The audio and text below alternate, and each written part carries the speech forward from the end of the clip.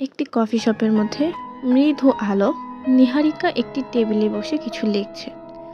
হঠাৎ রাফি তার সামনে আসে। তুমি এখানে কি করছো? মনে হচ্ছে বড় কোনো কাজে মগ্ন। নিহারিকা হালকা হাসি দিয়ে উত্তর দিল, হ্যাঁ, আমার একটা প্রজেক্ট চলছে। কি ব্যাপার তুমি? রাফি কিছুটা অবাক হয়ে, আমিও কিছুটা কাজ করতে এসেছি, তবে এখানে আসার পর মনে হচ্ছে কিছুটা অস্বস্তি লাগছে। নিহারিকা মুচকি হাসি দিয়ে, না না, আমি খুব বেশি ভয়ঙ্কর নই রাফি, সেটা তো তুমি জানো না। আমি একটু ভীতু টাইপের মানুষ। এইভাবেই আস্তে আস্তে নিহারিকা এবং রাফি একে অপরকে আরও ভালোভাবে চিনতে শুরু করে। তাদের মধ্যে ছোটোখাটো তর্ক, হাস্যরস এবং বন্ধুত্ব গড়ে ওঠে। তবে রাফি মাঝে মাঝে তার অনুভূতি প্রকাশ করতে ভয় পায়। রহিম ভাই তাকে পরামর্শ দেয়, যদি তুমি তাকে ভালোবাসো তাহলে সাহস করে বলে দাও।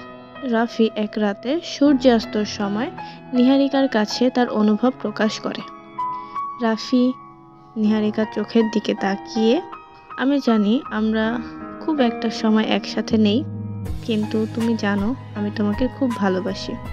নিহারিকা হালকা হাসি দিয়ে বলল, জানি, আমি এই অনুভূতি অনুভব করতে পেরেছি, কিন্তু আমাদের জীবনটা একটু জটিল। রাফি বিশ্বাসী কণ্ঠে বলল, আমি জানি, কিন্তু এখনো তো একে অপরকে বুঝতে চেষ্টা করা উচিত, তাই না? কিন্তু তারা শত বাধা অতিক্রম করেও একে অপরের সঙ্গে রয়ে গেল শেষ পর্যন্ত।